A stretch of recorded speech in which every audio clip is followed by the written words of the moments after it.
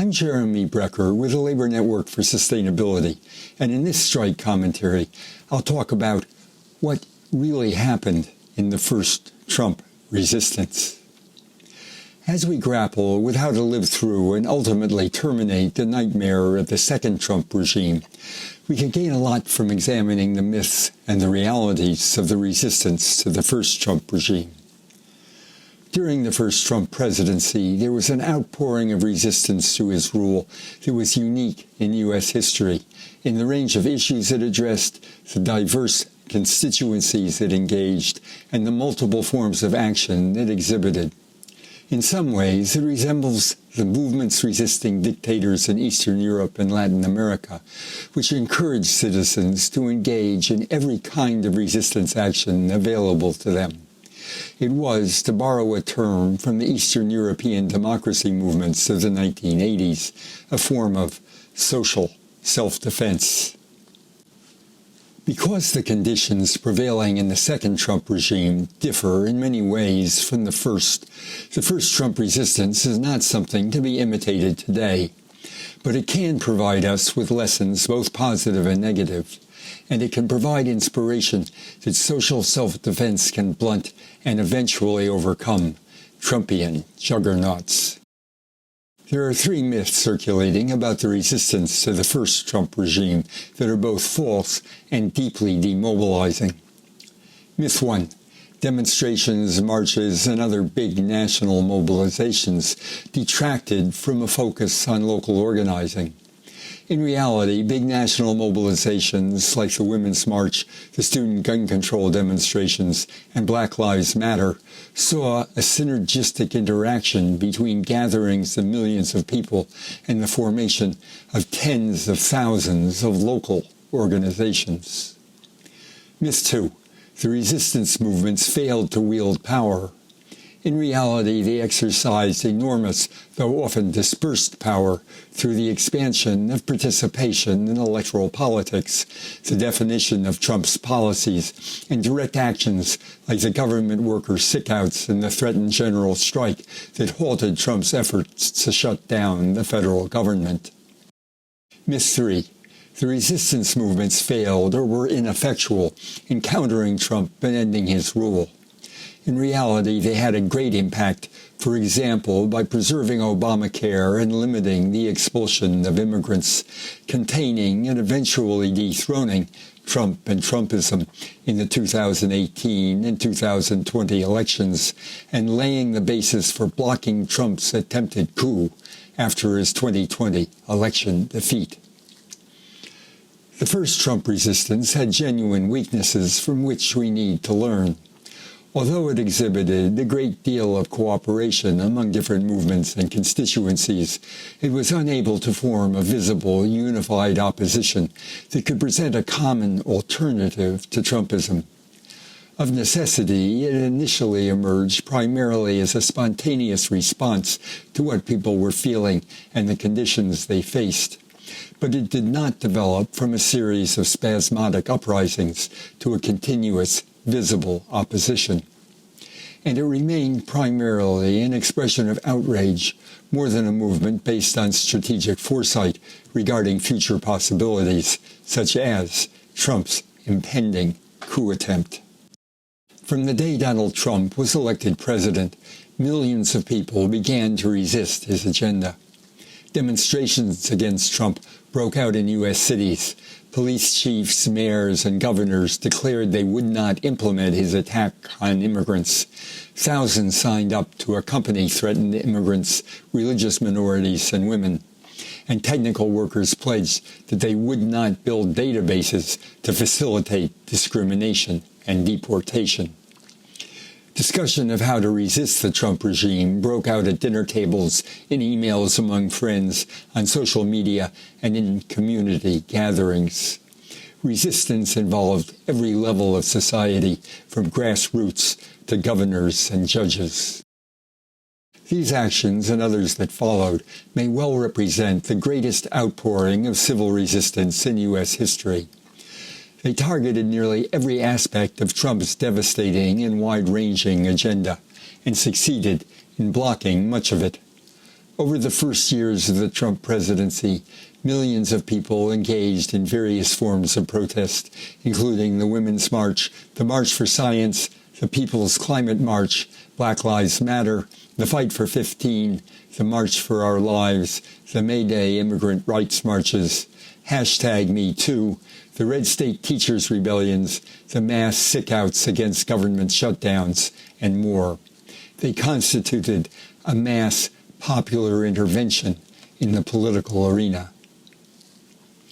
The day after Trump's inauguration, a group led by social scientists called the Crowd Counting Consortium began collecting data on protests.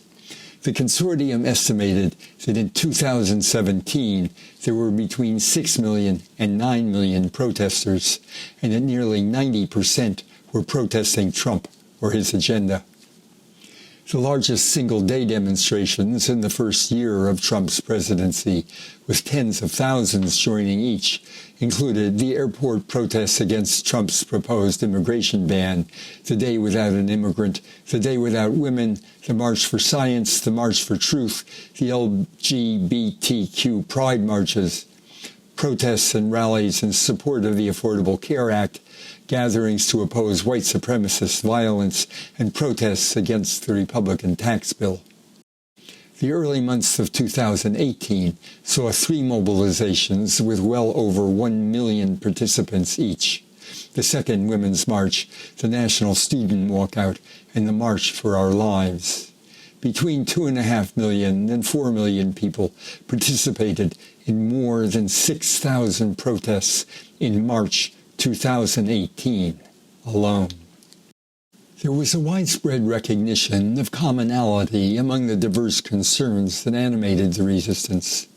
In the lead-up to Trump's inauguration, prominent environmental, trade union, civil rights, progressive, women's, gay, and other groups initiated a united resistance campaign based on a pledge of solidarity and resistance against Trump. Quote, "We pledge to stand together in support of racial, social, environmental, and economic justice for all, and against Islamophobia, xenophobia, racism, homophobia, sexism, and all those forces which would tear apart a democracy of, by, and for all the people." Signers pledged to act together in solidarity, whether in the streets, in the halls of power, or in communities every day. They concluded, "When they come for one, they come for us all." Signers included Communication Workers of America, Friends of the Earth, Greenpeace, Indigenous Environmental Network, Move On, NAACP, NARAL, National Domestic Workers Alliance, People's Action, People for the American Way, Planned Parenthood Action Fund, Public Citizen, Sierra Club, and dozens of others. This tendency toward convergence persisted, and the actions around issues like gun control, abortion, and immigrant rights won wide crossover support. Such convergence did not, however, develop into a unified opposition outside the electoral arena. Rather, the elements of the Trump resistance were rather like periods of mass strikes, as portrayed by Rosa Luxemburg, in which forms of struggle all run together and run alongside each other, get in each other's way, overlap each other, a perpetually moving and changing sea of phenomena. The resistance helped block many Trump initiatives, ranging from the gutting of the Affordable Care Act to the Muslim ban to the building of a wall on the Mexican border.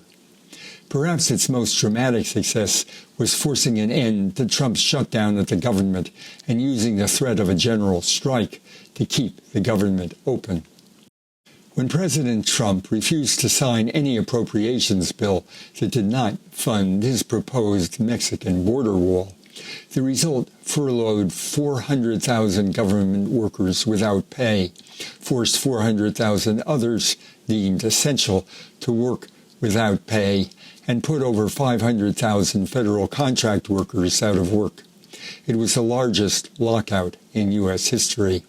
The shutdown continued for 35 days. Trump and the Republican Congress were forced to reopen the government when TSA screeners stopped showing up for work, air traffic controllers called in sick, closing major airports, and opponents of the shutdown mobilized to occupy airports and congressional offices. As the flight delays spread, President Trump unexpectedly reversed himself and agreed to a congressional resolution to fund the government for 3 weeks without his border wall. When Trump threatened another shutdown 3 weeks later, the president of the Flight Attendants Union, Sarah Nelson, announced that her members would demonstrate at major airports around the country on February 16. She hoped that all airline workers and the public would take part. Airline flight attendants announced a new website called generalstrike2019.org. Its headline read, "Imagine the power of working people standing together to demand that our government work for us." It called on all Americans to join us in protest at our nation's airports to show what Workers United can achieve. At the last minute, Trump backed down and allowed the government to remain open. The Trump resistance helped expose the illegality, corruption, and anti-democratic intentions of Trump and his allies. It helped show the breadth and continuing power and conviction of those opposed to the Trump regime. But it was unable to prevent military aggression, accelerated climate destruction, terrorizing of immigrants, erosion of labor rights, and intensified injustice to women, people of color, and other disadvantaged and vulnerable groups. It slowed, though it did not halt or reverse, the erosion of the right to vote and other democratic principles. In the first Trump era, direct action and political action often became synergistic. People working inside and outside the system often worked together. The same people might vote one day and participate in a sit-in the next. As the 2018 congressional elections approached, much of the energy of the Trump resistance flowed into electoral campaigns. That mobilization played a significant role in the election of a Democratic majority in the House of Representatives and the ending of one-party rule. It also contributed to the election of a new breed of Democratic representatives, primarily women and people of color, who viewed popular mobilization outside the conventional political arena as essential to countering the Trump agenda and establishing an alternative one. According to an article in The Guardian, the single most important player in the midterm elections may well have been the grassroots resistance to Trump. The paper reported that there had been more protests over the past 2 years than during any comparable period in U.S. history. The Democratic sweep was due to extraordinary and historic levels of volunteer engagement for which the resistance can take much of the credit. The millions who had marched in protest turned to phone banking, text banking, and canvassing door-to-door in record numbers, generating record voter turnout. Local resistance groups had formed crucial nodes and created thousands of pop-up canvassing headquarters in homes and offices in what may have been the largest get-out-the-vote operation in U.S. history. The momentum from the Trump resistance was ultimately successful in defeating him in the 2020 presidential election and in defeating his January 2021 attempted coup. Of course, today's conditions are in many ways different from the first Trump regime. The global polycrisis has deepened, exhibiting unrestrained great power conflict, proliferating wars, economic nationalism and trade wars, further gutting of democratic institutions, galloping parafascism, and burgeoning climate catastrophe. It has been widely noted that Trump is better prepared this time for the realities of politics. Trumpism has evolved from a generic right-wing program and a bundle of personal hobby horses toward a fully parafascist program. There is now a committed, hardened, armed para-fascist movement. Trump has formed a partnership with Elon Musk and a clique of tech billionaires, and has supported Musk in seizing control of government agencies and critical governmental technology. Trump and the Trumpians have a greater claim on legitimacy because they were legally elected, though only by a minority of the enfranchised electorate. There has been a general rightward shift in popular attitudes, with increased sympathy for many of Trump's themes, particularly anti-immigrant and anti-woman sentiments. Trump is conducting a far more radical attack on all obstacles to autocracy, including Republicans and Congress. Trump's state of mental and physical health makes a full term less likely. Trump appears even less sane and more out of touch. Trump has surrounded himself with an even weirder collection of accomplices. Media are more concentrated and more dominated by MAGA supporters.